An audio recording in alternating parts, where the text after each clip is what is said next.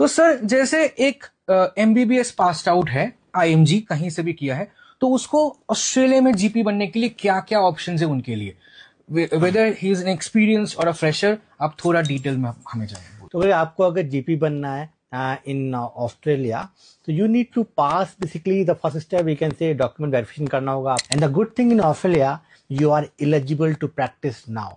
After part 1 you can practice in Australia. ये कोई भी कंट्री अलाउ नहीं करती है, लाइक यूएस अलाउ नहीं करता है, सिमिलरली यूके भी नहीं करता है, इवन कनाडा भी अलाउ नहीं करता है, बिकॉज यहाँ शॉर्टेज है बहुत ज्यादा डॉक्टर्स की इन ऑस्ट्रेलिया। तो they are allowing basically you can work, but you need to work under the supervision of another GP, और एक कमेटी होता है, वहां पे इंटरव्यू करेंगे आपका, एंड देन आपको वहां पे जाके जॉब कराएं, या आपने कुछ और किया हुआ है अपना होम कंट्री में, then you need to pass AMC 1 plus English, then you can go to the AMC 2 exam, right.